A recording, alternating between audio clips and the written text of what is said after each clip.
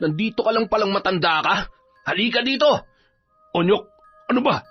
Umiwas na nga ako para wala ng gulo. Pumasok ka pa talaga dito? Ikaw ang dahilan kung bakit naging magulong buhay ko. Simula pagkabata, ikaw nang demonyo sa buhay ko. Ngayon may sakit ka, kami pa rin bang papasa ng mga gamot mo? Ang dapat sa'yo mamatay. Alam mo kung bakit? Dahil wala ka ng silbi. Sumusobra ka na talaga. Ano, susuntukin mo ako? Mahina ka na. Isang suntok ko lang sa'yo, babagsak ka na. Wala ka ng lakas. Wala ka ng kalaban-laban sa akin ngayon. Wala ka ng silbi. Ang lahat ng pasakit na ginawa mo sa akin noon, hindi mo na magagawa ngayon. Taon 2000, Zambales. Nanginginig na umiiyak si Onyok habang nakaluhod sa malaking bilaong may asin. Naghahalo na ang kanyang luha, sipon at pawis, habang ang tatay niyang si Renato ay mabalasik ang anyo na pinapanood ang bawat pagkilos niya. Tay, pagod na po ako. Ang sakit na po ng mga tuhod ko. Ayoko na po dito. Magtiis ka dyan. Parusa mo yan dahil sa kalikutan ng kamay mo. Tay, hindi na po ako uulit. Pangako po. Anong binili mo sa perang kinupit mo sa bulsa ng pantalong ko, ha? Goma po, Tay. Kinupitan mo ko tapos goma lang ang bibilin mo? Alam mo naman na yan ang pinakaayaw ko. Kung may kailangan ka, magsabi ka. Hindi yung mangungupit ka. Hindi naman po kayo papayag kapag sinabi kong ibibili ko ng goma para sa gagawin kong tirador eh. Yun! Alam mo naman pala, ginawa mo pa rin. At sa pagkupit mo sa pera, dinagdagan mo pa ang kasalanan mo. Huwag kang tatayo dyan hanggat hindi ko sinasabi, ha? Nangangalay na po ako, Tay. Ang sakit-sakit na po ng tuhod ko. Wala akong pakialam. Kailangan kang disiplinahin. Habang tumatagal, lalong lumalala yung ugali mo eh. Nato, maawa ka naman sa bata. Dinidisiplina ko lang yung anak mo, Lucy. Pabayaan mo ako kung anong gagawin ko. Pero, naaawa na ako sa kanya. Hindi siya matutuwid ng awa mo. Nasa poder ko siya. Ako ang kailangan niyang sundin. Maigil na yung bata pa eh, pinuputol ng sungay. Kesa naman lumaki siya magnanakaw. Nagsusumamo ang mga mata ng bata sa kanyang ina upang siya ay tulungan. Ngunit walang magawa ang ginang. Nang lumabas si Renato, nilapitan ni Lucy ang anak at niyakap. Pinaupo niya rin yun sa sahig. Bakit mo naman kasi pinakailaman yung pera ng tatay mo? Tingnan mo tuloy, naparusahan ka na naman. Hindi ko siya tatay. Bakit pa po ba kayo nag-asawa, Nay? Ako tuloy ang nahihirapan. Anak, si Tatay Renato mo ang bumubuhay sa atin. Kung hindi dahil sa kanya, hindi ko alam kung saan na tayo pupulutin dahil iniwan na tayo ng tunay mong ama at ipinagpalit sa ibang babae. Hindi ba kayo naaawa sa akin, Nay? Lagi na lang niya akong sinasaktan. Dinidisiplina ka lamang niya, anak. Hindi pananakit ang tawag doon. Pagmamahal. Kapag mahal ka ng isang tao, gagawin niyang lahat para maituwid ang mga maling paniniwala mo. Sige pa, kampihan mo pa ang lalaking yun. Pinapangako ko, Nay. May araw din sa akin ang Renato na yan. Hoy, huwag kang ganyan. Hindi yan magandang pakinggan. Igalang mo ang tatay mo, Onyok. Siya man ang totoo mong ama o hindi, dapat itrato mo siyang tunay. Gusto mo bang gayahin ng kapatid mo ang kanyang ugali? Si Carlo lang naman ang tunay niyang anak niya eh. Kaya si Carlo na lang palagi ang pinapaboran niyo. Si Carlo lang ang paborito ninyo. Sa bawat pagkakamali ni Onyok, nakakatanggap siya ng palo mula sa tatay Renato niya. Minsan humingi siya ng pera sa ina dahil meron siyang laruan na gustong bilhin. Ako na ang bibili. Ano bang laruan ang gusto mo, Onyok?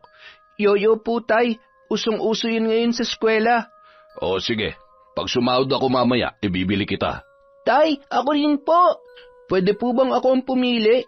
Yung astigang kulay, Tay. Sige anak, isasama ka namin ng tatay mo. Pagsapit ng gabi, hindi na mapakali si Onyok na hinihintay ang kanyang mga magulang. Gabi na nang dumating ang kanyang nanay at tatay. Bakit ngayon lang kayo, Nay? Hinintay pa kasi namin ang boss ng tatay mo, anak eh. Pero nabilhan naman namin kayong dalawa ng yoyo. Talaga po? Akin, Nanay. Nang maibigay ng ina ang laruan, Biglang nag-iba ang timpla ng muka ni Onyok. Matamlay niyang kinuha yun at nakasimangot na hinawakan. Nagustuhan mo ba, anak? Ang ganda, no? Si tatay mo ang pumili niyan. Nay, hindi naman po ito yung gusto kong disenyo eh.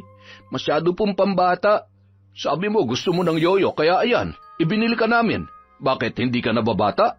Second year high school ka pa lang ah. Hindi naman ito yung gusto kong kulay, tay eh. Aba, kung ayaw mo yan, di ibigay mo sa ibang bata. Pasalamat ka nga, may ganyan ka. Kesa naman magkakasya ka lang sa panonood sa iba. Sige na anak, ilagay mo na yan sa bag mo. Maghahapunan na tayo. Ano pong ulam, Nay? Pansit. Pansit lang? Sahod ni tatay ngayon ah. Kung hindi kami bumili ng yoyo, di sana may fried chicken ka ngayon. Saka huwag kang reklamo ng reklamo. Matuto ka makontento, Onyok. Sa sinabing yon ng ama, napasimangot na lamang si Onyok. Buti nga yoyo lang ang hiningi ko eh, hindi cellphone. May sinasabi ka ba? Wala po, tay. Padabog na kinausap ni Onyok ang ina nang wala na si Renato. Nay, bakit kasi nayaan mo si tatay ang pumili ng yoyo? Akong gagamit kaya ako dapat ang pipili nito eh. Ano ka ba naman anak? Magpasalamat ka na lang sa tatay mo dahil inuna niya pa ang yoyo mo kesa bumili ng bagong tsinelas. Ayoko nga. Ang pangit ng yoyo tapos magpapasalamat ako. Hindi na. Nay, bigyan niyo naman ako ng pero. Wala na akong pera anak. Iyon natira sa sahod ng tatay mo. Pagkakasyahin pa natin yon sa loob ng 1 linggo. Nakakainis naman eh. Naiwan na lamang si Lucy na malungkot ang mga mata. Nung gabing yon, hindi makatulog si Onyok. Nakapagyabang na kasi siya sa mga kaibigan at kaklase tungkol sa yoyong nais bilhin. At ang sabi pa niya, napakaastig daw ng kanyang laruan. Naiinis ang binata dahil baka pagtawanan siya ng mga kaibigan kinabukasan kung ang pangit na yoyo ang kanyang ipapakita. Kaya naman, napagpasyahan niyang kumuha ng pera sa nakasabit na pantalon ng kanyang ama. Kinabukasan, nagmamalaking ipinakita ni Onyok sa kanyang mga kaibigan ang pinakamagandang yoyo sa lahat. Wow! Ang astig naman ng yoyo mo, Onyok! May ilaw pa! Mahal siguro yan kaysa sa mga yoyo naming walang pailaw. Siyempre naman, ako pa ba? Magpapahuli sa uso? Ang swerte mo naman dahil binilang ka ng mga magulang mo. Ako kasi, kailangan mo ng pagtiyagaan ng yoyo kong to eh. Mas inuuna kasi nila nanay at tatay ang panlaman sa sikmura namin. Uy, pairam naman yan oh. Pasubok lang. Subok lang ha, 1 beses lang. Ang ganda-ganda talaga nito, Onyok. Sinabi mo pa. Nung papauwi na sa bahay, nadatnan ni Onyok si Mang Renato na nag-aabang sa kanya sa may kanto.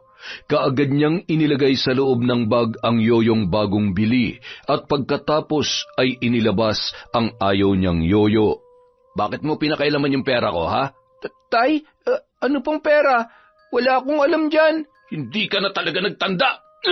Aray, tay, masakit, aray! Uwi, dali!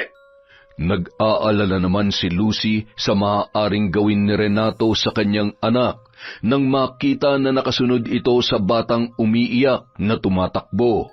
Nato, wag mo namang saktan yung bata. Anong wag? Ano, hahayaan ko na lang palagi siya mangungupit? Nato, nakikiusap ako. Tumabi ka, Lucy! At ikaw naman bata ka, wag ka na magtago! Hinubad ni Renato ang kanyang sinturon. Marahas niyang hinawakan si Onyok at hinampas yun. Patayin mo na lang ako! Patayin mo na lang ako! Nagpupumiglas ang binatilyo, ngunit hindi niya magawang makawala. Ilang ulit ko bang sasabihin na ang pinakaayaw ko yun nangungupit? Wala naman kasi akong kinukuha sa inyo eh.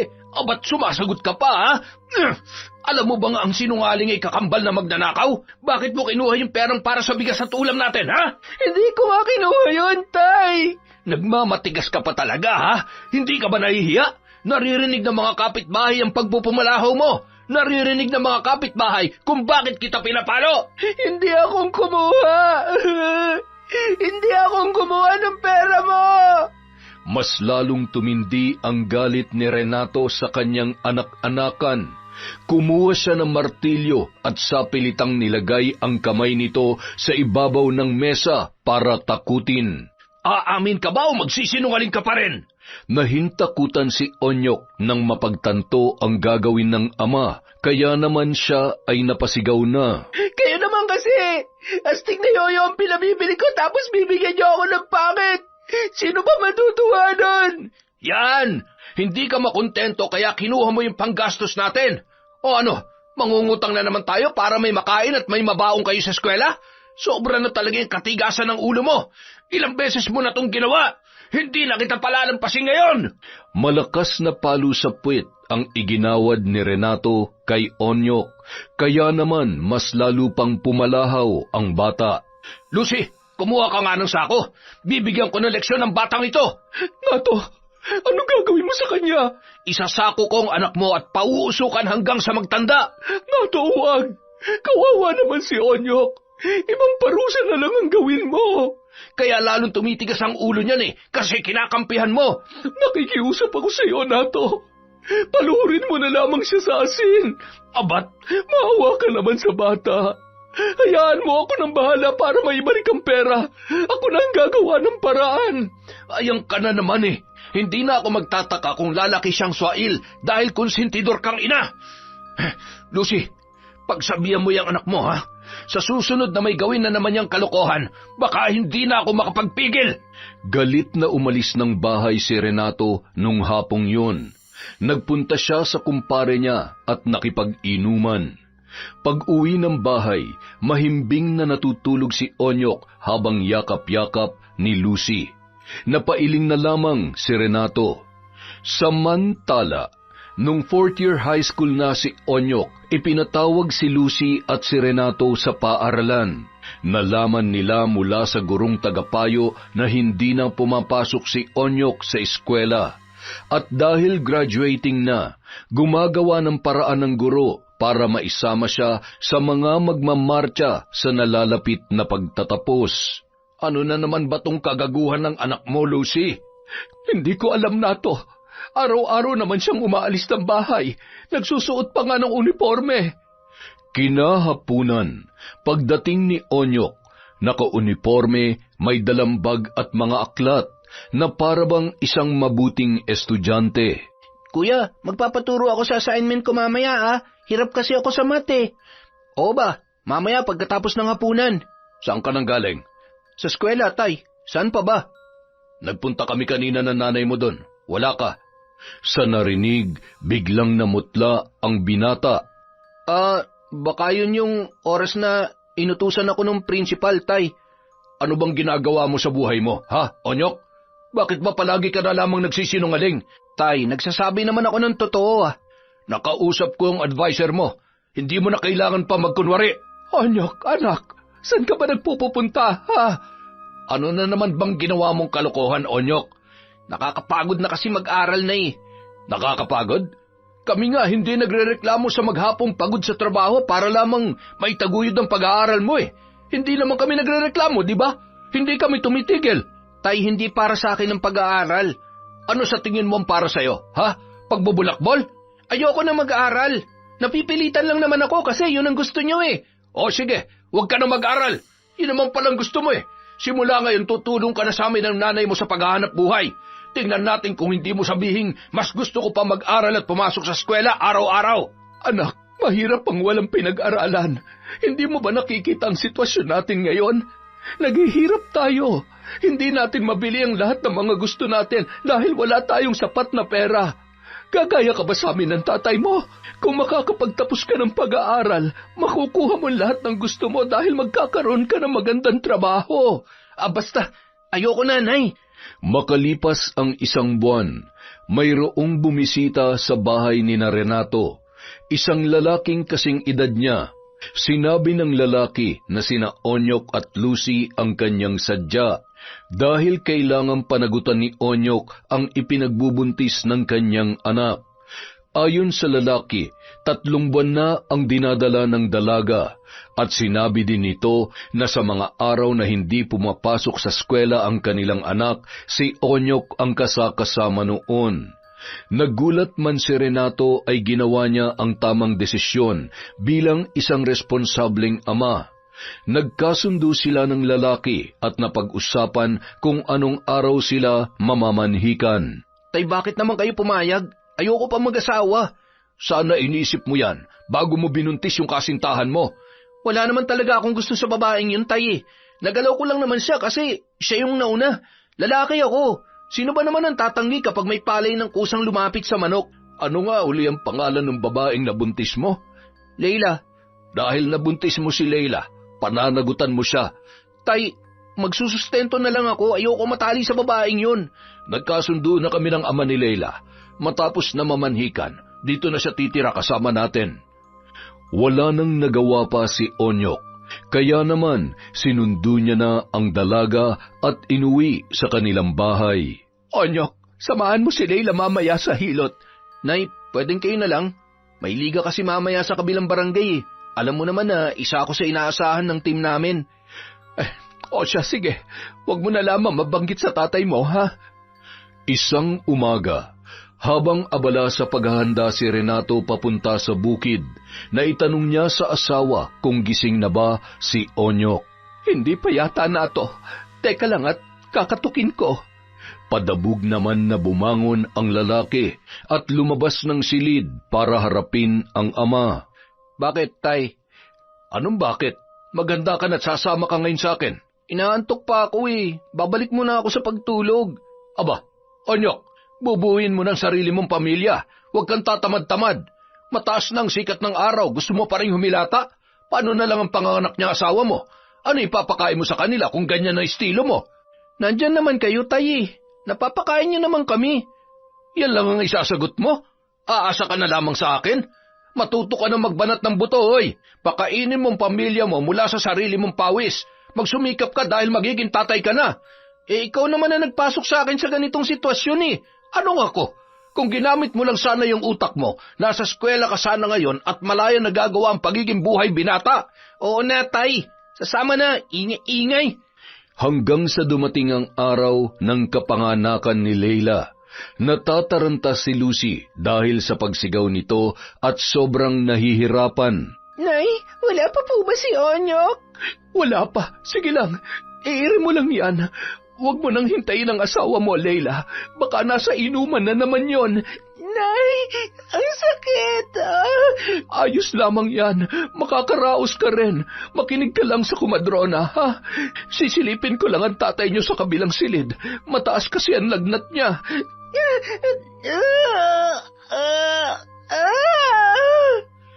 Makalipas ang ilang minuto, tagumpay nang nakapanganak si Leila.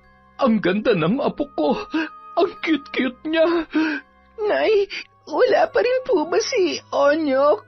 Wala pa rin eh. Hayaan mo, ako nang bahala sa bata. Magpahinga ka na muna. Kinabukasan, umaga na nang umuwi si Onyok. Leila, anong almusal?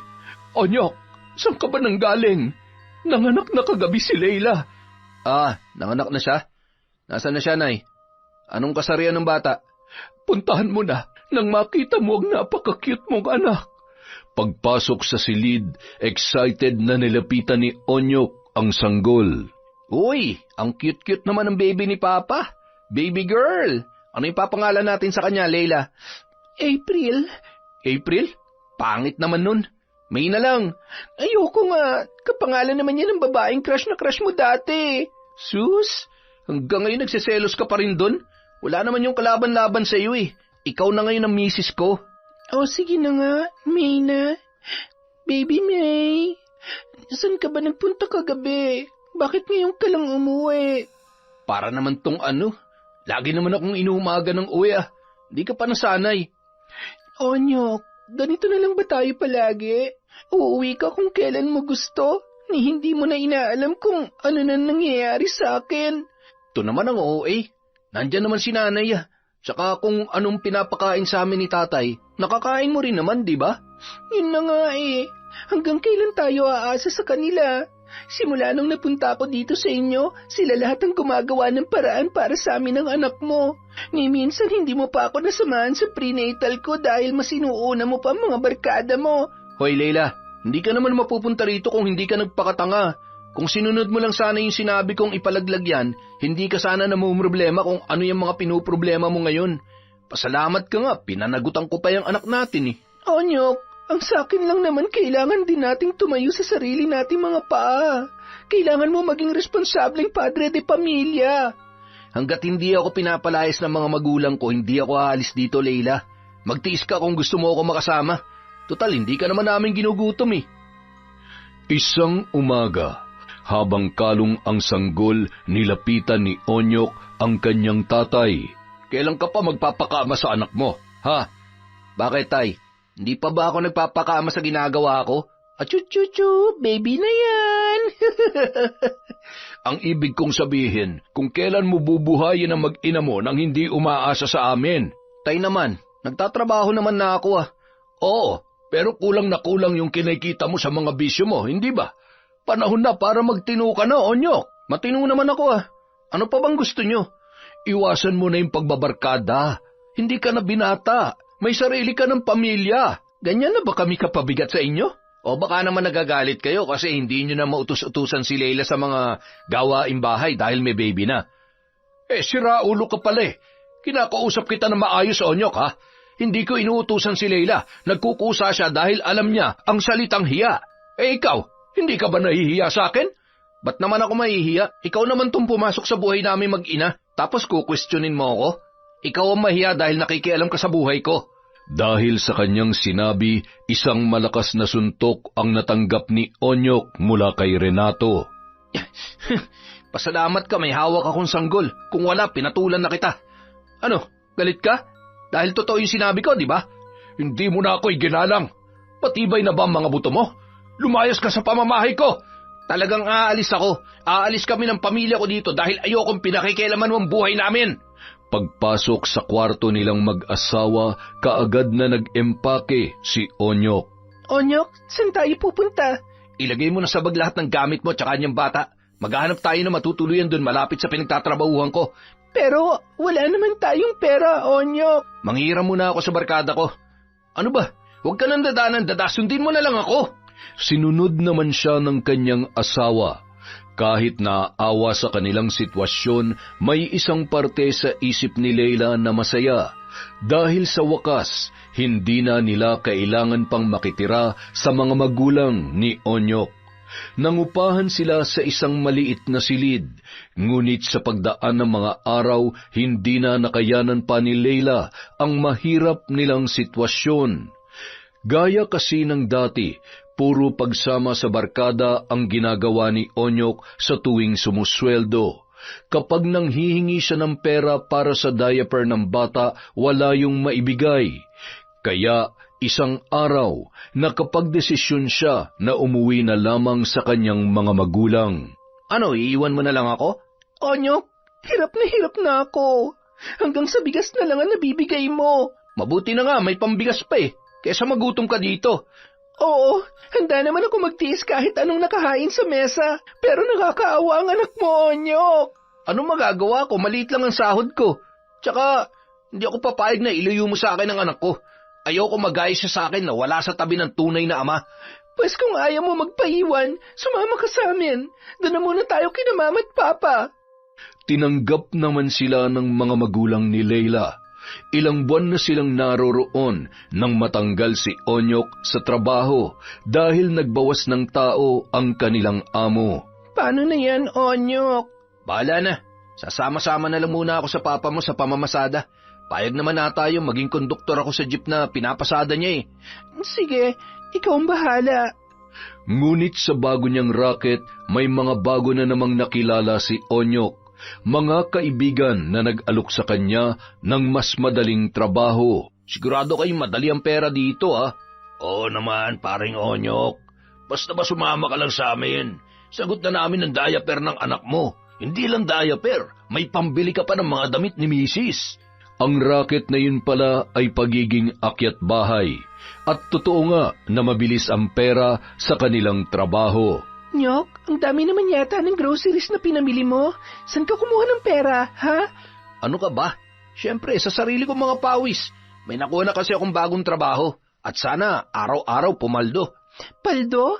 Ano ba yung trabaho na yan? Basta, alam mo Leila, buti pa asikasuhin mo na lang kami ng anak mo. Tapos, ako nang bahala sa gastusin. Ha? Nako, tsak matutuwa si na mama at papa ni Tonyok. At eto pa, Wow! 5,000? sabi sa iyo hindi na ako ang dating si Onyok na umaasa lang sa iba. May sarili na akong diskarte ngayon, Leila. Isang araw, dumalaw si Onyok sa kanyang ina. Nagkataon na wala roon si Renato. Oh, nasan yung magaling mong asawa, Nay? Nako, Onyok, huwag mong ginaganyan ang tatay mo. 1 taon na nagdaan mula nung nag-away kayo. Kalimutan mo ng galit mo. Kuya! Oh, nag-aaral ka ba mabuti? Oo naman, kuya. Very good. Huwag ka muna mag-aasawa, ha? Mahirap ang buhay ngayon. Oh, eto, pambaon mo. Wow! 1,000! Salamat, kuya, ha? Mukhang umaasenso na tayo ngayon na. May bago na kasi akong trabaho, Nay. Eto naman po, para sa inyo. Aba, salamat. Nagpunta ka pa talaga dito para abutan kami nito. Nagpunta lang naman po ako para ipamukha kay tatay na kaya ko nang tumindig sa sarili kong mga paa. Uy, kuya, birthday ni tatay sa linggo. Dali mo naman sina Ate Leila dito. Miss na miss ko na rin yung pamangkin ko eh. Ikaw nang bahala sa cake niya, ha? Sige ba? Walang problema. Cake lang pala eh. Pagka-uwi ni Renato, ikinwento agad ni Lucy sa asawa ang tungkol sa pagdalaw ni Onyok. Mabuti naman at natuto na siya magbanat ng buto. Inanyayahan ko po si kuya, tay. Babalik siya sa linggo. Sa linggo? Kaarawan ko yan Mabuti naman at magkakasama-sama tayo. Oo nga Nato, namimiss ko na rin ang apo ko at si Leila. Isasama natin sila na magsimba. Pagsapit ng linggo, maagang nagising ang tatlo. Nagluto sila ng pagkain na mapagsasaluhan nilang mag-anak. Ang tagal naman tumating ng ate at kuya mo, Carlo. Ay sus, Nay, darating din yun. Baka may binili pa. Masyado ka namang excited, Lucy. Hindi naman ikaw ang magbe-birthday. Tama po, tay. Bakit ba hindi kayo mapakali dyan, Nay? Alam niyo namang namimiss ko na yung apo ko. Normal lang na maramdaman ko to. Ano ba kayo? Sige na, Lucy. Ihanda mo na ang mesa para pagdating nila, kakain na lamang tayo. Sige. Ang mabuti pa, samahan mo na ako. Si Carlo nang bahala mag-abang sa kanila. Maya-maya pa, may isang tricycle na huminto sa harap ng kanilang bahay. Nay, nandito na po sina Ate Leila. Kinuha ni Carlo ang bata at kinarga. Si Leila naman ay nagmano sa dalawa. Kaawaan ka ng Diyos, Leila. Si Onyok, bakit hindi niyo kasama? Nay. Oh, ano nangyari? Bakit ka umiiyak? Si Onyok ho. Ano nangyari kay Onyok? Nasa kulungan po siya. Ano? Bakit siya nakulong, Leila? Nahuli kasi sila, tay. Yung sinasabi niyang bago nilang trabaho, illegal pala. Naging miyembro siya ng akyat bahay, kaya pala palaging malaking pera ang binibigay niya. Ay, Diyos ko naman. Sinasabi ko na nga ba, wala na talagang gagawin matinuyang anak mo, Lucy. Ay, tay, wala po akong pera para may pampiyansa sa kanya. Pasensya ka na, Leila. Hirap din kami sa pera. Ang tanging magagawa na lang natin sa ngayon ay ang dalaw-dalawin siya. Nung araw ding yun, magkakasamang dinalaw nila si Onyok sa kulungan, ngunit hindi na sumama pa si Renato. Nyok, may dala kaming pagkain. Anak, ano ba itong pinasok mo? Hindi lang ako nakapag-ingat, Nay, kaya natiklo ako. Hindi mo ba kayang buhayin ang pamilya mo sa marangal na paraan? Kung aasa ako sa sinasabi niyang marangal na paraan, magugutom lang ang pamilya ko, Nay. Ang mahal na mga bilihin ngayon, pero ang sahod, walang pinagbago. Maliit pa rin. Bahala nang makulong ako. Ilang buwan din namang nabusog at umaapaw ang grasya sa pamilya ko eh. Talagang pinagmalaki mo pa. Lumaban ka ng patas sa Onyok. Hindi magandang ihemplo sa anak mo yung masasama mong gawain. Nay naman, kung nandito lang kayo para sermonan ako, wag na lang. Nakakulong na nga ang tao eh. Anong gusto mo? Matuwa ako? Pinalaki ka namin ng tama, Onyok. Anong tama? Tama ba yung pinapaluhod ako sa asin? Yung hinahagupit ako ng sinturon? Hindi mo ba naiintindihan? Parte yun ang pagdidisiplina ng tatay mo sa'yo. Ganon din naman ang ginagawa niya kay Carlo. Oo, kuya. Kaya nga takot akong gumawa ng mga bagay na magpapagalit kay tatay eh. Ayoko kasing maparusahan. Alam nyo, kung yan lang naman ang sasabihin nyo, umuwi na lang kayo. Leila, bumalik ka na nga lang sa susunod na araw. Nababad trip lang ako dito sa mga to eh. Makalipas ang ilang araw, pilit na nagsusumamo si Onyok sa asawa na gumawa ng paraan nang sa ganon siya ay makalabas na. Saan naman ako kukuha ng pera, Onyok? Alam mo namang wala kaming ari-arian na pwedeng ibenta. Nanlulumong na ikuyom na lamang ni Onyok ang kanyang mga kamao. Sina nanay at tatay, wala bang plano na ilabas ako dito? Alam mo naman na gipit din sila, di ba? Buisit naman na buhay to. Anong silbi ng pagiging magulang nila kung pinababayaan lang nila akong makulong? Kasalanan mo naman yan eh. Alam mo naman na masama ang gagawin nyo, pinasok mo pa rin. Bakit? Hindi ba para sa inyo yon? Alam mo, sobrang nahihiya na ako sa mga magulang ko, Onyok. Sana paglabas mo, magtino ka na. Ikinahihiya mo na ako ngayon? Ikaw nga itong ahabol-habol sa akin noon. Gumawa ka kaya ng paraan para mailabas ako dito. Para naman maramdaman ko yung silbi mo. Buisit na buhay to. Matapos ang kanilang pag-uusap, hindi na muling dumalaw pa si Leila. Samantala, napangisi na lamang sa tuwa si Onyok nang malaman niyang pinalalaya na siya. Ayon sa pulisyang nakausap, may nakapagpiyansa na raw sa kanya. Paglabas niya sa gusaling pinanggalingan, bumungad sa kanya sina Lucy at Carlo. Kuya, kumusta ka na? Carlo, buti na lang talaga't nakalabas na ako. Namiss ko ng buhay dito sa labas eh. Anak, sa bahay ka na lamang dumiretso. Bakit? Nandun sa bahay ng mga biyanan ko yung mag-ina ko, Nay. Kuya, nasa bahay na yung anak mo, matagal na. Bakit? Pinalayas ba sila Leila dun sa bahay ng biyanan ko? Nyok, nagtatrabaho na si Leila sa Maynila. Nasa pangangalaga namin ng bata at siyang gumawa ng paraan para makalabas ka. Ganun ba? Mabuti naman kung ganun. Pagdating sa bahay, masayang sinalubong ni Renato si Onyok. Masaya kong nakitang nakalabas ka na, Onyok. Sana naman naging leksyon na yun sa iyo para umiwas sa mga bagay na walang maidudulot na maganda. Oo, Tay. Hindi na talaga ako uulit. Mahal na mahal ka talaga ng asawa mo. Ano nga palang trabaho ni Leila dun sa Maynila? Ang sabi niya ay katulong daw. Pero nakapagtataka, ilang buwan lang siya doon ay nakapagpadala na kaagad ng malaking halaga. Madiskarte si Leila, Tay. Panigurado, ginamit niya yung utak niya para makalaya na ako sa bilangguan. Ngayong nandirito ka na, ikaw na mag-aalaga sa anak mo. Umiwas ka na sa barkada. Oo na, Tay. Ako nang bahala sa baby ko.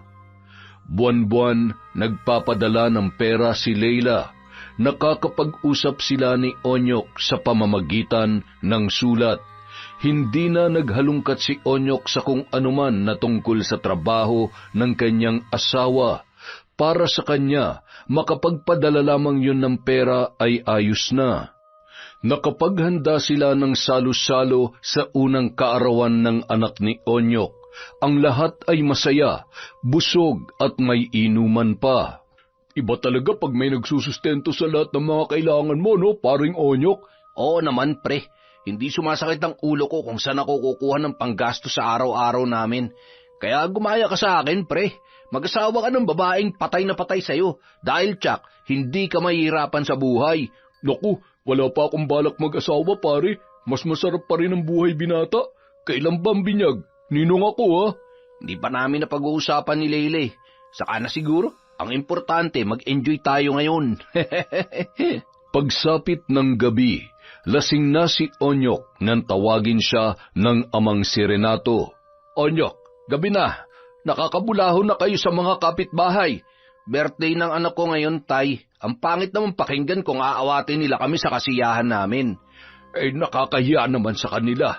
Sobrang ingay ng tawanan ninyo. Ang lakas pa ng mga boses. Yung iba mga kapitbahay natin ay maaga pa ang gising bukas dahil may mga trabaho pang aasikasuhin. Itong anak mo nga hindi na makatulog na maayos. pauwi mo na yung mga bisita mo. Magpahinga na tayo. Tay naman, pati ba naman kasiyaan namin kinokontrol mo? Hindi na ako bata, Tay. Wala ka na sa lugar para pagbawalan ako. Hinaan mo lamang yung boses mo. Hinaan? Bakit, Tay? Nahihiya ka bang marinig ng mga kapitbahay na hanggang ngayon gusto mo pa rin tinig mo lagi ang nasusunod? Pero hindi mo na ako napapaluhod, Tay. Para sabihin ko sa inyo, wala ka nang maisusumbat sa akin ngayon dahil si Leila na nagpapalamon sa ating lahat. Asawa ko, si Leila. Sinabi ng tumahimik ka eh. Napakahambog mo ah. Hindi ka na makaintindi ng salitang respeto. Palibasa wala kang galang. Galang? Ikaw gagalangin ko? Putya naman oh. Mula pagkabata sinasaktan mo na ako tapos hanggang ngayon gusto mo kontrolin pa rin ang buhay ko? Ano bang gusto mo, ha? Ito? Nilapitan ni Onyok ang ama at ginawaran ng malakas na suntok. Napaatras si Renato at kumuha ng buwelo para sugurin ang anak-anakan. Nagpambuno ang dalawa. Ang mga kainuman naman ni Onyok ay umawat ng sunod-sunod na natamaan siya ng mga kamao ni Mang Renato. Pare wag! Tama na yan! Tatay mo yan eh! Hindi yan kalaban! Mang Renato, awat na po! Walang galang ang kaibigan mong yan, Ray. Pinakikiusapan na maayos bigla na lamang nagagalit. Walang modo. Bastos! Gusto mo, patayin na lang eh. Nagmamadali namang lumabas sina Carlo at Lucy nang marinig ang kaguluhan. Kuya, tama na. Igalang mo naman si tatay. Anyok, pumasok ka na sa loob. Asikasuhin mo na lamang ang anak mo. Sige pa, magkampihan pa kayo. Pagtulungan niyo ako. Ganyan naman kayo palagi, di ba? Ako na lang palagi ang masama. Pare, uuwi na kami. Tama naman si Mang Renato eh. Gabi na't nakakabulaho na tayo sa mga kapitbahay ninyo. Sa susunod na lang na araw natin to ituloy, ha? Galit na galit si Onyok na napasuntok sa lamesa. Lucy, pagsabihan mo yung anak mo, ha? Baka sa susunod hindi na ako makapagpigil. Mapapatay ko yung hambog na yan. Tay, pumasok na po kayo sa loob. Ako na pong bahala dito. Sa susunod kasi kuya, kapag nakainom, huwag ilalagay sa ulo. Anak, tama na yan. Itulog mo na lamang yan, ha? Pabayaan niyo ako. Umalis kayo sa harapan ko! Kinaumagahan, habang nagkakape si Renato, lumabas si Onyok mula sa kwarto, karga ang kanyang anak. Napatingin si Renato sa kanya at nagtama ang kanilang paningin. Onyok, tungkol dun sa kagabi. Pasensya ka na. Hindi ko dapat ginawa yun. Inalala ko lang ang mga sasabihin ng kapitbahay. Alam mo namang ayoko nakakaperwisyo tayo sa kanila. Ayos lang yan, Tay. Wala na sa akin yun. Kasalanan ko naman talaga eh. Naging bastos ako sa inyo at sa kanila. Pasensya na po kayo. Nagkasundo naman ang mag-ama pagkatapos ng pag-uusap na yun. Hanggang sa isang araw, naimbitahan si Mang Renato kasama ang mga kasamahan niyang construction worker ng kanilang engineer. Nais daw silang personal na makita ng isang mayamang lalaki na siyang nagmamay-ari ng gusali na kanilang tinatrabaho. Dumating ang nakatakdang araw. Nagtipon ang lahat ng mga kasamahan ni Mang Renato para makilala ang naturang lalaki. Medyo may edad na yon, nagpakilala sa kanila at nagpasalamat dahil sa kanilang dedikasyon sa trabaho. Namahagi rin yon ng bigas at groceries bilang pasasalamat. Maya-maya pa, ipinakilala na nito ang kanyang girlfriend na kadarating lang sa kanyang tabi. Teka, si Leila yan ah. Nagtama ang paningin ni Mang Renato at ng babae. Nakita pa nito na tila ng laki ang mga mata ni Leila nang mapagtanto na isa siya sa mga naroroon. Nang makakuha ng pagkakataon, nilapitan ni Mang Renato ang kanyang manugang. Leila? Tay Renato, magpapaliwanag po ako, Tay. Anong ibig sabihin nito? Bakit? Mahabang kwento po, pero ito na lang ang nakita kong paraan para makalaya sa kulungan si Onyok. Mahal na mahal ko po si Onyok, Tay. Hanggang kailan mo ito itatago sa anak ko? Nakikiusap po ako. Huwag niyo pong babanggitin sa kanyang tungkol dito. Patuloy pa rin po ako magpapadala para sa mga pangangailangan nila ng anak ko. Alam mo bang pinapasok mo, ha? Namamangka ka sa 2 ilog. Alam ba ng kasintahan mo ngayon ang tungkol sa mag-ama mo? Ay, hindi po. Ang alam niya dalaga ako. Pansamantala lang din naman po to, Tay. Magsasawa din siya sa akin, alam ko yon. Makakauwi din ako sa pamilya ko. Miss na miss ko na po ang mag-ama ko. Hindi ako sang-ayon dito, Leila. Niloloko mo ang anak ko. Tay, nakikiusap ako. Nagmamakaawa po ako. Wala po sanang ibang makaalam nito. Mangako po kayo sa akin. Isikreto lang po muna natin to, Tay. Naputol ang usapang yun nang tawagin si Leila ng kinakasamang lalaki. Narinig pa ni Mang Renato na nagtanong yun kay Leila kung ano ang kanilang pinag-uusapan. Makalipas ang ilang araw nang mapansin ni Aling Lucy na malalim ang iniisip ng kanyang asawa. Nato, may problema ba? Simula nung umuwi kang may dalang grasya ay palagi na lamang kitang napapansin na ganyan. May problema ba sa trabaho? Ay, wala naman, Lucy. Hindi ako kumbinsido sa sagot mong yan. Kilala kita. Alam kong may bumabagabag sa isip mo. Ano yon? Lucy, nakita ko si Leila sa kabilang bayan. Talaga? Abay, bakit hindi siya dumiretso dito? Kailan? Isinalaysay ni Mang Renato ang lahat sa kanyang asawa. Diyos ko!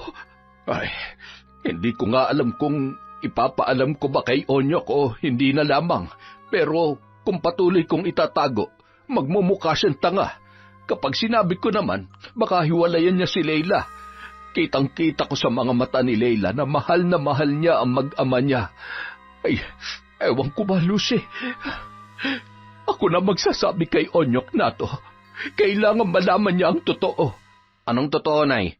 Kapwa natigilan ang mag-asawa nang marinig nila ang boses ni Onyok na nasa kanilang likuran. Nyok, kanina ka pa ba riyan? Kadarating ko lang. Ano ba yung sinasabi niyang totoo? Niyaya ni Aling Lucy na maupo ang anak at doon niya sinabi ang kanyang natuklasan. Walang yung babae yun? Nagpapakatino ako rito para pag uwi niya may pagmamalaki niya naman ako tapos siya palang gumagawa ng kabulastugan? Huminahon ka, anak. Huminahon? Nay, tinataihan na ako sa ulo, hihinahon pa ako. Susulat ako sa babaeng yun. Makikipaghiwalay na ako sa kanya. Walang hiya. Ginawa pa akong tanga. Ba't ngayon yun lang sinabi sa akin, Tay? Onyok, ginawa lang yun ni Leila para matulungan ka. Nagsakripisyo siya para mailabas ka sa kulungan. At talagang kinakampihan niyo pa yung babaeng yun? Palibhasa, hindi kayong ginagago kaya mukhang ayos lang sa inyong ginawa niya. Pues sa akin hindi. Tinatapakan yung pagkalalaki ko. Kaagad na kumuha ng papel at ballpen si Onyok. Sumulat siya kay Leila at nakikipaghiwalay na. Marami siyang masasakit na salita na binanggit sa sulat. Ipinadama niya sa babae ang kanyang matinding galit. Mula nung araw na yun, naghanap na ng trabaho si Onyok. Naging kargador siya ng mga gulay sa palengke hanggang sa napabarkada na naman sa mga hindi magandang impluensya. Naging lasenggo at nalulung sa bisyo. Mas lalo pa siyang nalugmok nang magkasakit at pumanaw ang kanilang anak. At kahit ipinaalam na nila yun kay Leila, hindi man lamang umuwi ang babae para magpakita sa libing ng bata. Sa paglipas ng 1 taon, wala nang balita si Onyok kay Leila at wala na rin siyang pakialam. Si Mang Renato naman, nagkasakit kaya nahinto sa pagtatrabaho. Naging mahina rin ang katawan niya, kaya lagi na lamang siyang nasa bahay. Sina Carlo at Aling Lucy na ang nagtutulungan para sa pang-araw-araw nilang pangangailangan. Tay, kumain na po kayo. Ang nanay mo, Carlo? Nasa palengke pa po, Tay. Mamaya na raw siya uuwi pagkatapos ng inventory nila. Ay, pasensya na kayo, anak. Hindi sana kayo nahihirapan ngayon kung hindi lang ako nagkaganito. Tay, wag niyo na pong alalahanin yun. Ang importante, ligtas kayo at kasama pa namin. Si kuya po ba, hindi pa rin umuwi? Hindi pa. Alam mo naman yung kuya mo, uuwi lang yung kapag gusto. Mabuti na nga lang at nagbibigay naman siya ng pera sa nanay mo. Aba, Dapat lang na mag-ambag siya dito sa bahay, Tay. Sa sitwasyon natin ngayon, kailangan talaga nagtutulungan tayo. May mga gamot pa po kayo para sa maintenance ninyo. Biglang natigil sa pag-uusap ang dalawa nang biglang kumalampag ang pintuan. Kapwa sila napalingon at nakita ang pasuray-suray na si Onyok. Oh, kuya, lasing ka na naman. Oo, bakit? Pero kung ginagawas ko kaya wala kang pakialam doon. Hindi naman sa nakikialam kami pero hinay-hinay naman para din sa kalusugan mo. Sino ka ba para pagsabihan ako? Ama ba kita? Hindi naman, di ba? Onyok, hindi dapat ganyan ang sinasabi mo sa kapatid mo. Nag-aalala lamang siya sa'yo. Isa ka patay Pailamero ka Di ba dati puro masakit na rinig ko sa'yo? Sa tuwing magkakamali ako, pinapalo mo ako, sinasaktan. Ngayon, hindi mo na yung kaya. Panahon naman siguro para maranasan mo yung pananakit mo sa akin noon.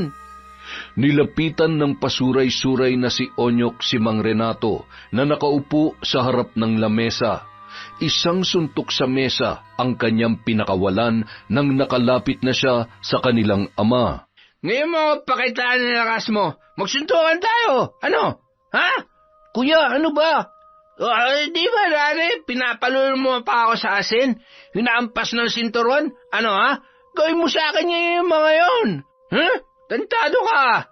Isang tulak sa balikat ang ginawa ni Onyok sa ama. Sinabing tama na, nasasaktan si tatay. Hindi. Dati nga, tiniis ko lang ang pananakit niya Ngayon mahina na siya, makakaganti na ako. Ano, tay? Ngayon ipakitang tapang mo. Carlo, ilayo mo sa akin ang kuya mo. Ano nilayo? Hindi. Natatakot ka. Natatakot ka maranasan kung gaano kasakit ang mga ginawa mo sa akin noon. No? Duwag ka pala Duwag!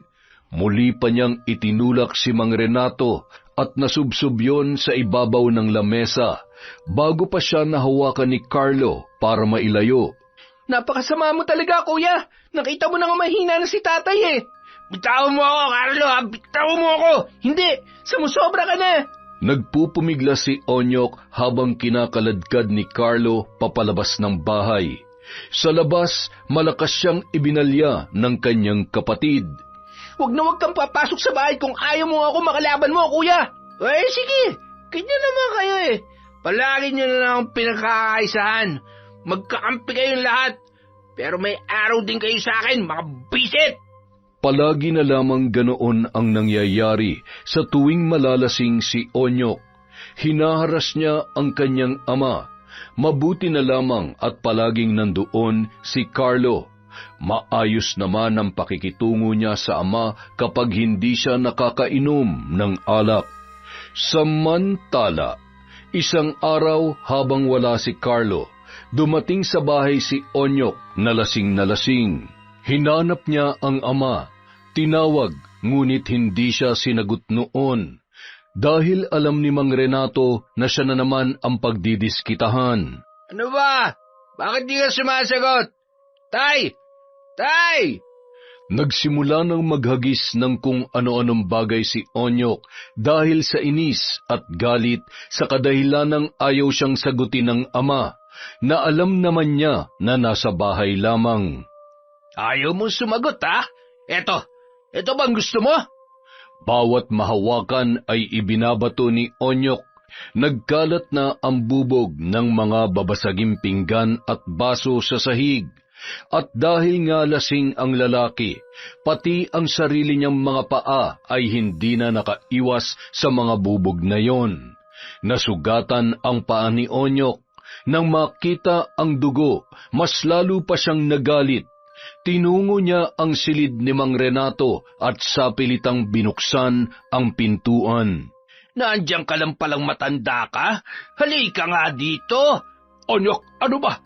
Umiwas na nga ako para wala ng gulo. Pumasok ka pa talaga dito. Ikaw ang dahilan kung bakit naging magulong buhay ko. Simula pagkabata, ikaw na ang demonyo sa buhay ko. Ngayon may sakit ka, kami pa rin ba ang papasa ng mga gamot mo? Ang dapat sa'yo mamatay. Alam mo kung bakit? Dahil wala ka ng silbi. Sumusobra ka na talaga. Ano, susuntukin mo ako? Mahina ka na. Isang tulak ko lang sa'yo, babaliktad ka na agad. Wala ka ng lakas. Wala ka ng kalaban-laban sa akin ngayon. Wala ka ng silbi. Ang lahat ng mga sakit na pinataw mo sa akin noon, hindi mo na magagawa ngayon. Ano bang kasalanan ko? Bakit nagkakaganyan ka, ha? Malaki. Ikaw ang sumira sa magandang pagsasama namin ni nanay. Simula nang pumasok ka sa buhay namin, naging impyerno ng buhay ko. Hindi ka pa nakontento, pinagtulakan mo pa ako sa babaeng hindi ko namang gusto. At nung mapamahal na siya sa akin, ginawa mo naman akong gago. Itinago mo may kabit palang babaeng yon. Naging miserable ang buhay ko dahil sa'yo. Mali ka, Onyok. Naging miserable ang buhay mo dahil sa mga mali mong desisyon. Nakulong ka dahil sa mga kalokohan mo. Huwag mong isisi sa akin ang mga pagkakamali mo dahil ginawa ko makakaya ko para disiplinahin ka. Pero sadyang matigas ang ulo mo.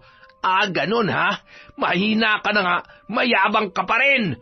Itinulak ni Onyok si Mang Renato, pagkatapos ay pinagtatadyakan. Ito nababagay sa'yo, matanda ka! Wala kang kwenta! Napapaungol na lamang ang matanda sa ginawa ni Onyok sa kanya. Hindi pa nakontento ang lalaki at inundayan pa ng sunod-sunod na suntok ang katawan noon. Dahil bugbog sarado na si Mang Renato, hindi na siya nakapanlaban pa. Igagapos kita't ilalagay sa loob ng sako. Makikita mo, mabubura ka na sa pamamahay na ito! Lumabas si Onyok para maghanap ng pangtali sa kamay ng ama. Si Mang Renato naman, nanghihina pero pinilit makatayo at binuksan ang kanyang bag. Mula sa loob noon, kinuha niya ang pinakaiingatang patalim. Ginagamit niya yon noong nagtatrabaho pa siya sa construction. Samantala, nagmamadaling pumasok si Aling Lucy nang malaman mula sa kapitbahay ang pagwawala ni Onyok sa loob ng kanilang pamamahay. Naabutan niya ang lalaki na naghahalungkat sa mga lagayan ng mga sako. Onyok, anong ginagawa mo? Tinuturuan ko lang ng leksyon yung lalaki mo, Nay. Ano? Anong gagawin mo sa tatay mo? Onyok, ano ba nangyayari sa'yo? Huwag kang makialam, Nay. Labas ka rito.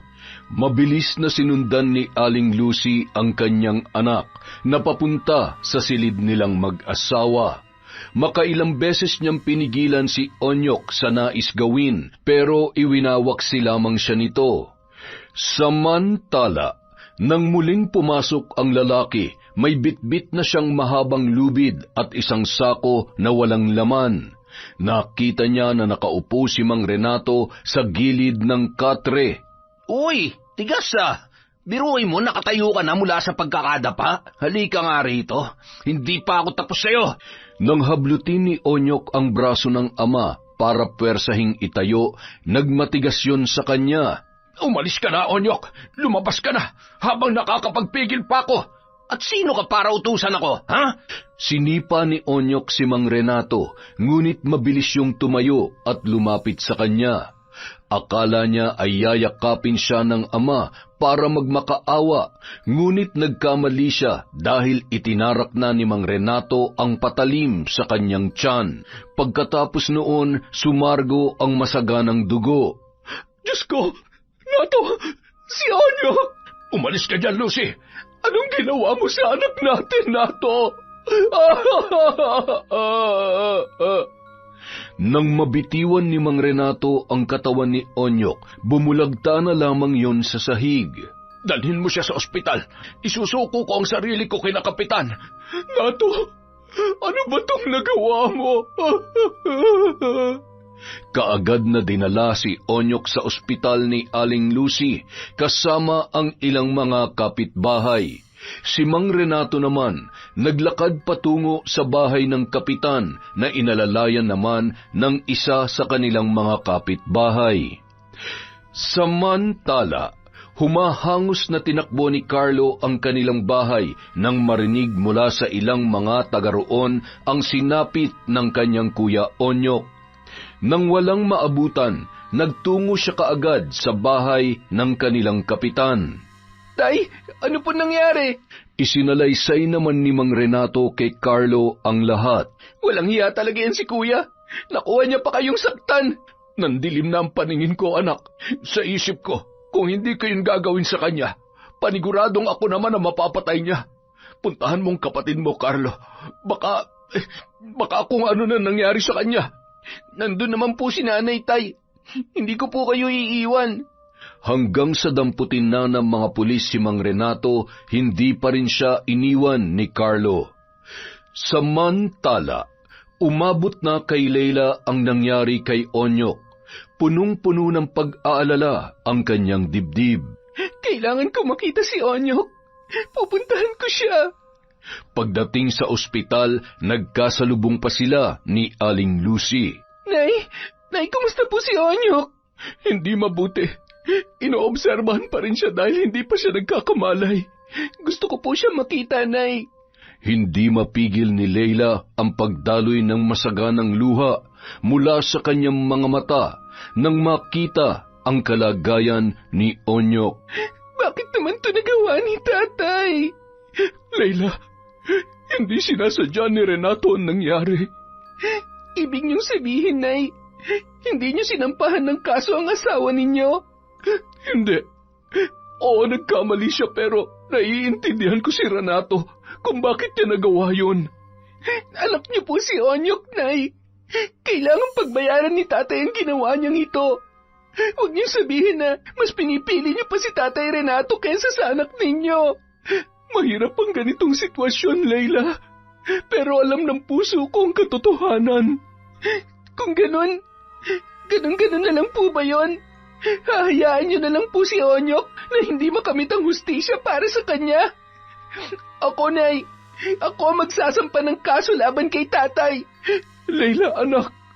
Nakikiusap ako. Mahina na si Renato. Hindi ko kayang makulong siya. Nagmamakaawa ako sa iyo. Hayaan mo na lamang siya. Paano naman si Onyok, Nay? Anong klase kayong ina?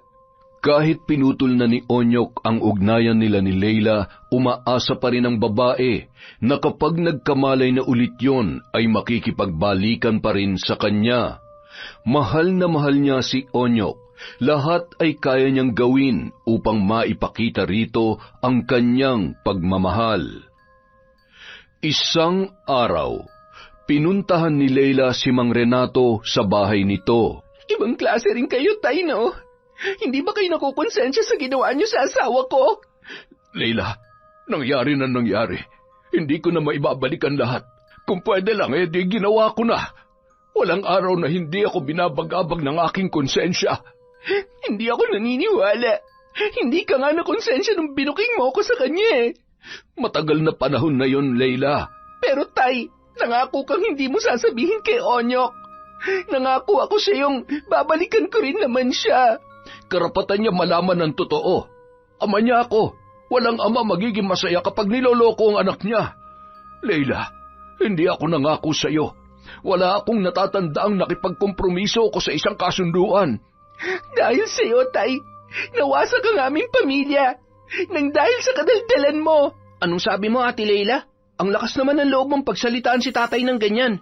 Baka nakakalimutan mo, ikaw ang sumira sa pamilya ninyo. Pareho lang kayo ni Kuya. Si tatay ang lagi niyong sinisisi kahit kayo naman na may kasalanan. Alam mo, isa ka pa, Carlo eh. Konsentidor ka. Ipinaglalaban mo pang kriminal mong ama. Anong klaseng kapatid ka? Kung wala ka ng magandang sasabihin, makakaalis ka na, ate. Wala kaming dapat ipaliwanag sa'yo. Matagal ka ng burado sa buhay ng kapatid ko. Wala ka ng karapatang manghimasok pa sa pamilya namin. Sinusumpa ko, Carlo. Pagbabayarin ko ang nanakit sa asawa ko. Dadanasin niya ang hirap hanggang sa maubusan siya ng lakas. Makakaalis ka na. Bukas ang pintuan. Hindi kami natatakot sa mga pagbabanta mo. Isang gabi, hindi makatulog si Leila. Paulit-ulit na bumabalik sa kanyang isipan ang mga sinabi ni Carlo. Umaalingaw-ngaw pa sa kanyang tainga ang mga katagang binitiwan ng binata. Matagal ka ng burado sa buhay ng kapatid ko. Matagal ka ng burado sa buhay ng kapatid ko. Matagal ka ng burado sa buhay ng kapatid ko. Tinakpan na lamang ni Leila ang magkabilang tainga dahil pakiramdam niya siya ay mababaliw na.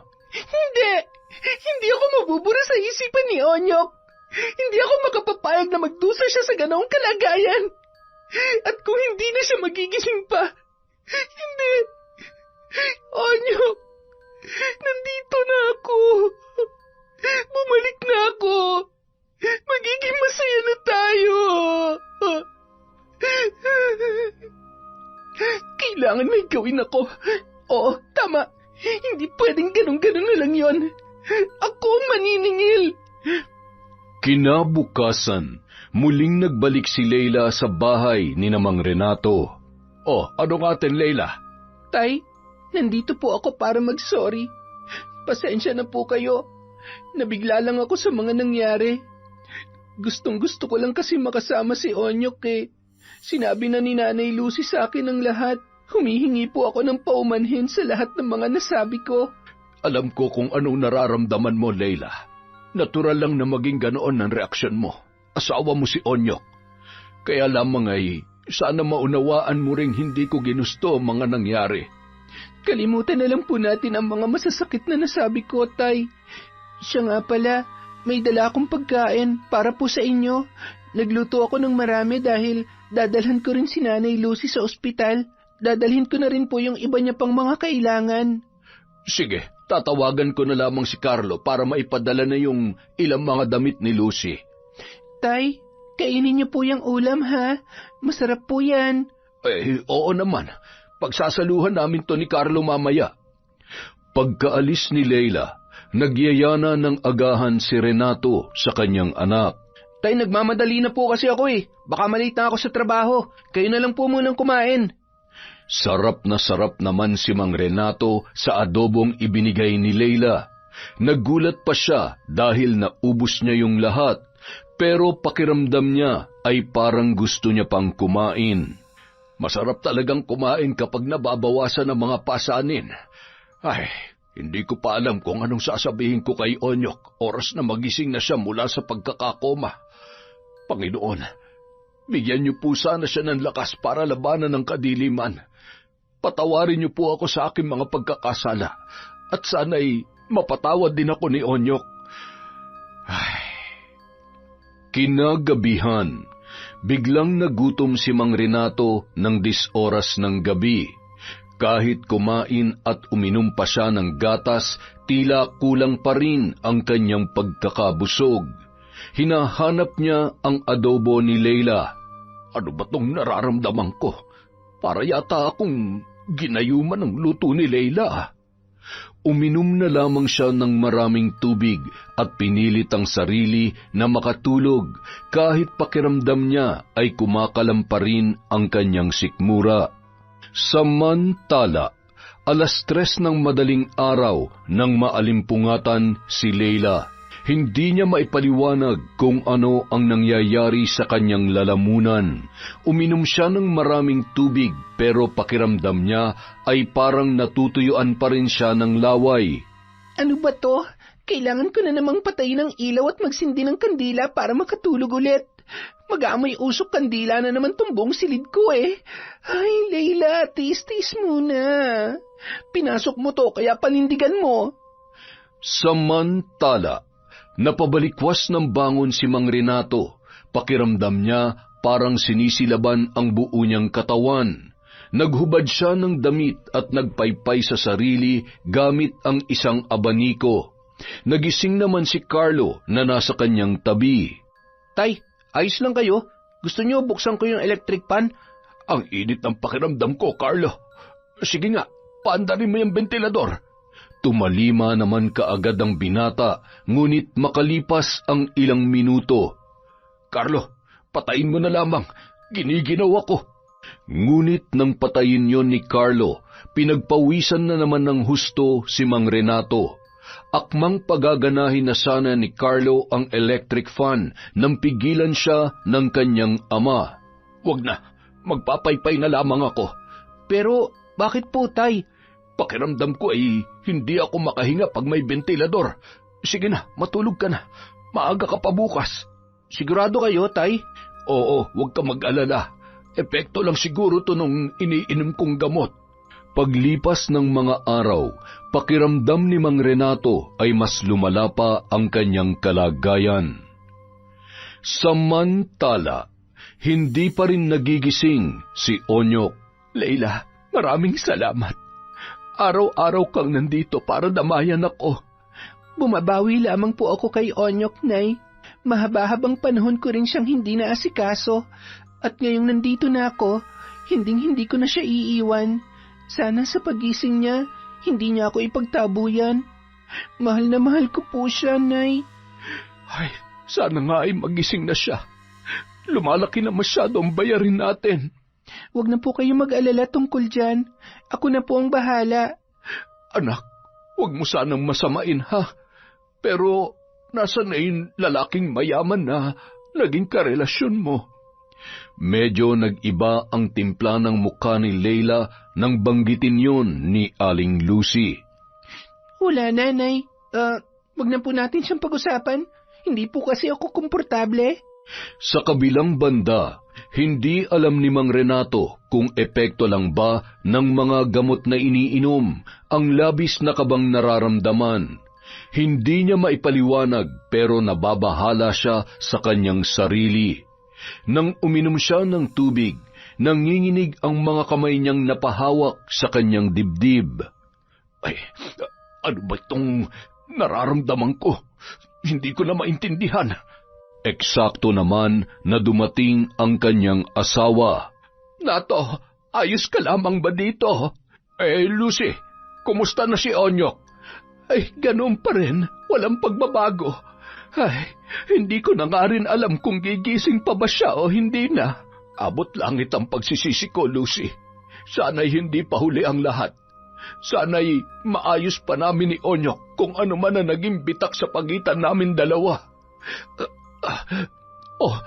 Ano nangyayari sa'yo? Ayos ka lang ba? Hindi ko alam. Ang dami ko nang dinaramdam nitong mga nakaraang araw. Ang mabuti pa ay magpahinga ka muna. Mamayang gabi pa naman ako babalik sa ospital. Salitan kami ni Leila sa pagbabantay doon. Kinagabihan, napansin ni Carlo na tila balisa ang kanyang ama. Tay, parang hindi po kayo mapakali ah. May problema ba? Hindi ko alam, Carlo, pero binabayo ng iba yung kaban dibdib ko. Tila nag-iba rin ang ekspresyon ng muka ni Mang Renato. Bigla siyang nanginig sa takot at pagala-gala ang kanyang paningin. Carlo, anak, huwag mo akong iiwan. Natatakot ako. Natatakot po kayo saan, Tay? Marami silang bumubulong sa akin. Tay? Tay, nanginginig po kayo ah. Sandali po, Tay, naihina kayo sa shorts nyo. Huwag mo akong iiwan, anak. Natatakot ako. Bigla na lamang nagpanik ang matanda. Sumiksik siya sa katawan ni Carlo at mahigpit na yumakap. Kahit naguguluhan, sinikap ni Carlo na intindihin ang kanyang ama. Dinala niya yon sa kanilang silid-tulugan, matapos bihisan ay pilit niya yung pinahiga para makapagpahinga na. Agad namang nagtalukbong ang matanda. Nanginginig pa rin yon sa takot. Niyakap na lamang siya ni Carlo at sa pagdaan ng mga oras nakatulog na rin si Mang Renato. Ilang sandali pa, bigla na lamang siyang naalimpungatan. Nagising siya dahil sa mga bulong na tila kumakalikot sa kasuluk-sulukan ng kanyang tainga. Tigilan niyo ako! Tumigil kayo! Tay, ano pa nangyayari sa inyo? Inuutusan nila ako. Ayoko! Tay, hindi ko po kayo naiintindihan. Itago mo ko, Carlo. Ilayo mo ako sa kanila. Napabuntong hininga na lamang ang binata sa nangyayari sa kanyang ama. Tay, dadalhin po kita bukas sa doktor. Magpapacheck up po tayo. Hindi, ayoko. Ayoko makakita na ibang tao, Carlo. Ikamamatay ko yun. Diyos ko naman po, Tay, ano ba nangyayari sa inyo? Kinaumagahan, nag-aayos na si Carlo para pumasok sa trabaho nang magising ang kanyang ama. Tay, papasok na po ako ah. Nakapagluto na po ako. Kumain na lang po kayo dito. Kumusta na nga po palang pakiramdam nyo? Ayos lamang naman ako, Carlo. Mabuti naman po. Sige, Tay, baka po maliit na ako. Yung gamot niyo po huwag niyong kalilimutan. Sige anak, mag-iingat ka. Pinakiramdaman na lamang ni Carlo ang kanyang ama. Normal naman ang ikinikilos noon, kaya kampante siya na umalis ng bahay. Habang naiwang mag-isa, ginawa naman ni Mang Renato ang mga araw-araw niyang pinagkakaabalahan, matapos siyang makapag-agahan. Abala siya sa pagdidilig ng mga halaman nang biglang may sumitsit sa kanya. Nagpalinga-linga ang matanda, ngunit wala naman siyang nakikita. Ipinagwalang bahala niya na lamang yun at pinagpatuloy ang kanyang ginagawa. Ngunit hindi na siya mapakali dahil pakiramdam niya ay may mga mata na nakatingin sa kanya. Hanggang sa may nakita siyang isang kapitbahay. Nakangiti yun. Gumanti naman siya ng ngiti, ngunit nang hilakbot siya nang makita na tila nag-iba ang muka ng kapitbahay. Lumapad ang ngiti noon na umabot pa sa magkabilang tainga. Napalunuklaway na lamang si Mang Renato, napaatras nang lumakad ang naturang kapitbahay papalapit sa kanya. Wag ka lalapit sa akin! Samantala, nagtaka naman ang nasabing kapitbahay sa ikinilos ng matanda. Nakangiti siya kay Mang Renato para batiin ng magandang umaga, ngunit tila natakot yun sa kanya. Lalapitan niya pa sana para tanungin kung ayos lang ba si Mang Renato, ngunit bigla na yung nagtatakbo papasok sa loob ng bahay. Ang weird naman ni Mang Nato, parang nakakita ng multo. Sa gandang lalaki kong to, nakuha niya pang matakot sa akin.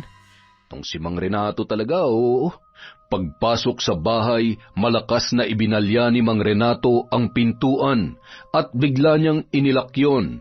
Hindi maipinta ang labis na takot na rumerehistro sa kanyang muka. Bakas pa rin sa kanya ang labis na pagkabahala. Huwag kang papasok dito! Huwag mo akong lalapitan, demonyo ka! Isinara niya ang mga bintana at nagtago sa ilalim ng lamesa. Nanginginig sa takot habang yakap-yakap ang kanyang sarili. Tinakpan niya ang magkabilang tainga gamit ang dalawang kamay dahil naririndi na siya sa mga bulong na tila pinagtatawanan pa siya. Hindi ako duwag! Umalis na kayo! Tigilan niyo ako! Magsitigil kayo! Kinahapunan, nagtataka si Carlo nang mapansing nakalak ang pinto sa loob ng bahay. Tay, buksan niyo po ang pinto! Nandito na po ako! Carlo, birthday ko ngayon. Tara sa bahay. May inuman tsaka kainan. Ha? Sige ba? Pero susunod na lang kami ni Tatay Mario. Alam mo, Carlo, ang weird ni Mang Renato kanina, ha? Bigla na lang siyang natakot nung makita ko. Babatiin ko lang naman sana siya ng magandang araw. Pansin ko, kanina pa siya hindi lumalabas eh. Ayain ko sana sa bahay. Ganun ba? Pasensya ka na ha. Sige, ako nang bahala sa kanya. Salamat ha. Muling binalingan ni Carlo at tinawag ang kanyang ama. Pinagbuksan naman siya nito ng pintuan. Tay, ba't basang-basa kayo? Ay, naligo ako anak. Ang init kasi ng pakiramdam ko eh. Bakit hindi nyo man lang hinubad yan damit nyo?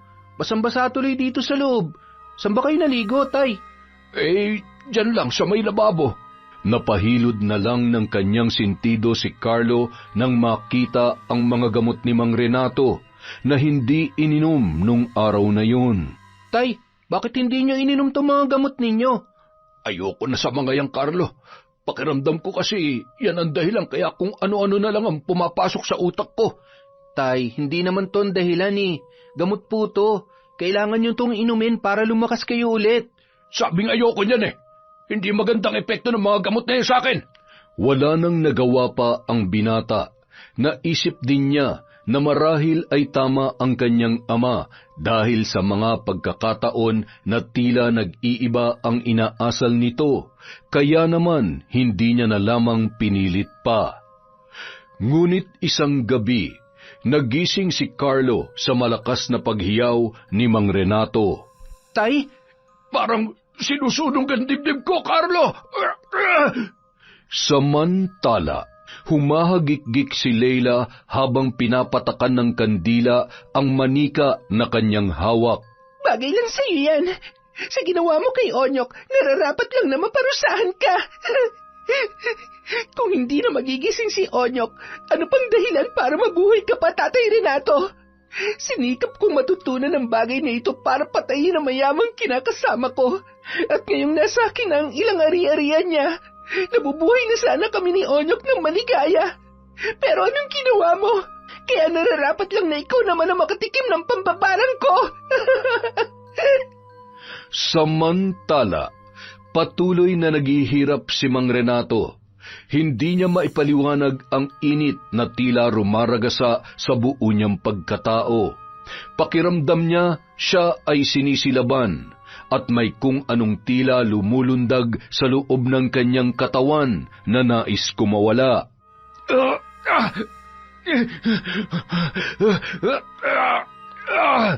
Hindi niya na makayanang kontrolin ang sarili.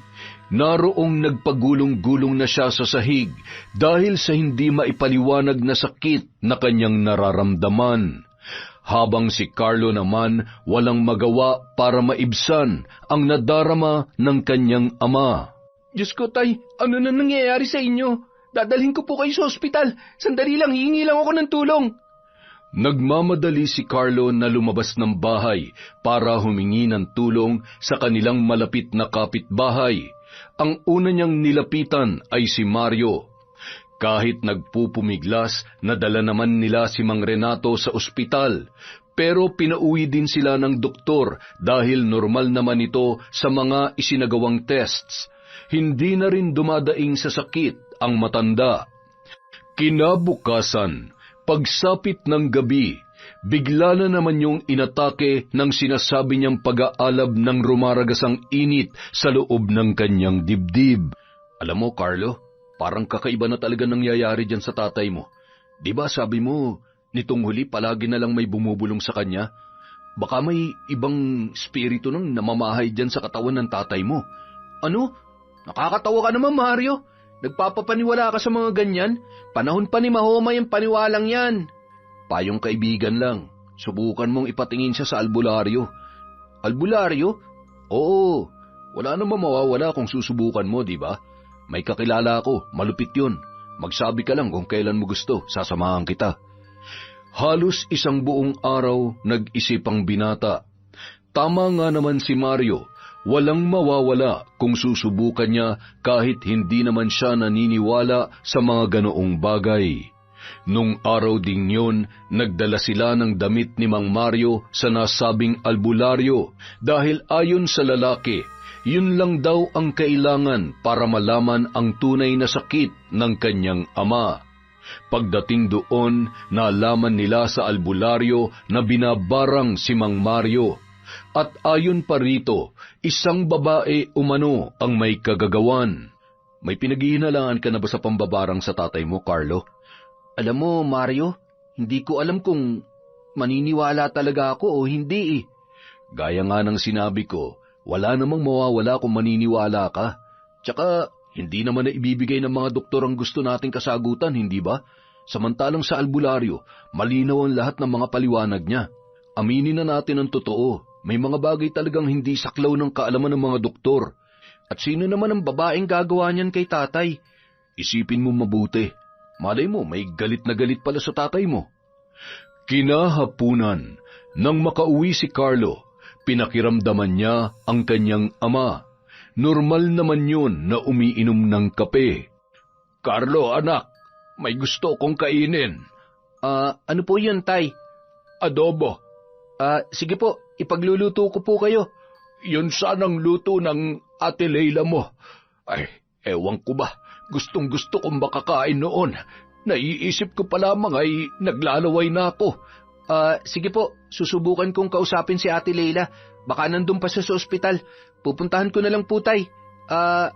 Teka, sigurado po ba wala kayong nararamdamang masakit sa inyo ngayon? Ay, wala naman, anak. Sige po, ipasisilip-silip ko na lang po kayo kay Mario. Pagdating sa ospital, hindi na inabutan ni Carlo si Leila. Naisip na lang niya na puntahan yon sa tinitirhan na apartment dahil nag-iwan naman yon ng address kay Aling Lucy. Ilang sandali pa nahanap kaagad ni Carlo ang naturang address. Ilang beses siyang kumatok sa pintuan ni Leila, ngunit walang sumasagot. Nang pihitin niya ang pinto, nakabukas lamang yun.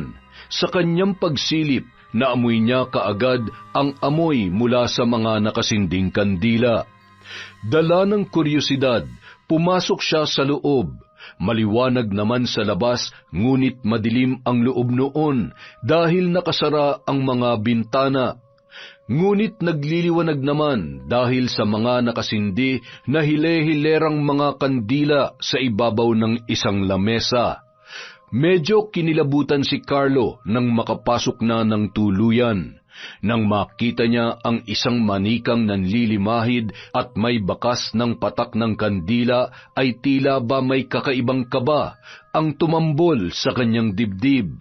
At nang mabasa ang pangalan ng ama na nakasulat sa isang kapirasong papel na nasa noon, ay biglang natigilan ang binata. Napaatras siya ng bahagya nang mapagtanto kung ano ang kanyang nakikita. Ngunit nabangga siya sa isang katawan ng tao. Nagulat pa siya nang marinig ang boses noon. Anong ginagawa mo dito? Anong ibig sabihin nito, Ate Leila? Sagutin mong tanong ko, Carlo. Ikaw? Ikaw may kagagawan sa lahat ng mga nangyayari kay tatay? Bakit? Bakit mo ginagawa sa kanya to? Nagtatanong ka pa? Di ba ang tatay mong dahilan kaya nakomatos ang asawa ko hanggang ngayon? Dapat lang na maparusahan siya dahil kayo ng nanay mo. Wala kayong ginawa para maparusahan ng walang hiyang si Renato. Oo, wala kaming ginawa. Alam mo kung bakit? Una sa lahat, si kuya may kasalanan kay tatay. Sa tuwing nalalasing siya, si tatay ang sinisisi niya sa mga kamalasang dumating sa buhay niya. At isa ka na doon. Isa ka sa malas na sinasabi niya. Hindi totoo yan. Totoo. Bata pa lang kami, soil na yung si kuya. Balasubas siya. Dapat magpasalamat ka pa nga kay tatay dahil kung hindi niya pinilit si kuya na panindigan ng anak ninyo, hindi siya makikipag-live-in sa'yo. Tumahimik ka! Mahal ako ni Onyok! Bakit? Masakit bang malaman ng katotohanan? Matagal nang sakit ng ulo ni tatay si kuya, pero pinili niya mapabuti yon. Akala niya magbabago si kuya sa piling mo, pero mas lalo pa siyang lumala. Dahil sa pagloloko mo, mas lalong nagrebelde si kuya. Naghihirap na si tatay sa sakit niya tapos dadagdagan mo pa? Makonsensya ka naman. Unang-una kasalanan mo kaya hiniwalayan ka ng kapatid ko. Nagawa ko lang yun dahil sa pagmamahal ko sa kanya. Pues mali ang paraan mo. Mabilis na nilisan ni Carlo ang pamamahay ni Leila. Naiwan naman ang babae na umiiyak. Kinabukasan, nalaman na lamang nila Carlo na hindi na kinaya pa ni Onyok ang lumaban para sa kanyang buhay. Sa burol ng lalaki, humagulhol si Mang Renato na humihingi ng tawad sa kanya. Patawarin mo sana ako, anak. Walang araw na hindi ko pinagsisihan ang mga nangyari. Sana hinayaan ko na lang na ako mapatay mo. Tutal, gaya nga ng sabi mo, wala na akong silbi sa pamilya natin. Mahina na ako at dagdag pasanin na lamang sa inyo. Patawarin mo ko, Onyok. Labis na labis ang pagsisisi ko. Biglang nahimatay si Mang Renato. Nag-alala ang lahat para sa kalusugan noon. Isinugod nila ang matanda sa ospital. Samantala, galit na galit naman si Carlo na sinugod si Leila. Ano? Masaya ka na? Sige, patayin mo si tatay sa pamamagitan ng barang mo. Pero itong tandaan mo, Ate Leila, masusunog din ang kaluluwa mo sa impyerno. Oo, sinasaktan ni kuya si tatay sa tuwing nalalasing siya, pero alam kong mahal niya si tatay. Kung alam niya lang ang ginagawa mong ito, hindi siya matutuwa sa'yo. Carlo, alam ko nagkamali ako. Oo, inaamin ko. Kasalanan ko nangyari sa amin ni Onyok. Pero gusto ko lang malaman mo na wala ng barang. Napagtanto ko naging mabuti rin naman si tatay sa akin nung nasa poder pa ninyo ko. Sorry, nabulag ako sa galit. Pinutol ko ng pambabarang ko sa kanya at ipinapangako kong hindi na ako manggugulo sa inyo. Pagkatapos ng libing ni Onyok, hindi niyo na ako makikita. Ayon sa doktor, masyadong na-stress si Mang Renato kaya siya hinimatay. Matapos mailibing ang kanyang anak, nakakatulog na ng mahimbing si Mang Renato. Hindi na siya dinadalaw ng mga bulong na kanyang naririnig. Isang gabi, napanaginipan niya ang kanyang yumaong anak. Tay, sana po mapatawad niyo ako sa lahat ng naging kasalanan ko sa inyo. Sinaktan ko po kayo, napagbuhatan ng kamay, napagsalitaan ng masasakit na salita. Hindi man lang ako nakapagpasalamat sa lahat ng mga sakripisyo niyo sa akin. Simula pa nung maliit pa lamang ako. Tay, masaya na po ako sa aking kinalalagyan ngayon. Sana po ay huwag niyo nang sisihin ang sarili ninyo sa pagkawala ko. Maraming salamat po, Tay. Ang tinig na yon ni Onyok ay naririnig pa rin ni Mang Renato hanggang sa kanyang paggising. Dahil doon, napaiyak na lamang ang matanda. Nato, magpahinga ka na. Alam kong pinagsisisihan din ni Onyok ang mga nagawa niya. At niyakap na lamang ni Aling Lucy ang kanyang asawa habang humahagulhol. Yon! Isa na naman pong malupit na kwento mula sa Kwentong Enteng! At dahil dyan, meron po tayong shout out again. Hi po kay Vilma Bautista, kay Yolanda Lopez, kay Len TV2. Hello din po kay Beth F8J, kay Richard Rivera, Alfreda Alano, Alma Datwin Altamia. Hi po kay Princess, kay May Arzadon, kay Mary Randy Martin. Hello po kay Lexi, kay Boss Kimpoy Feliciano, kay Aba Rachel, kay Honey Austria, kay Joralu Joy Joy. Hello din po kay Catherine Muro, kay Jade De Castro, kay Sheila Dakigan, at syempre kay Sydney Crosswind. Maraming salamat po sa walang sawang pagsuporta sa Kwentong Enteng.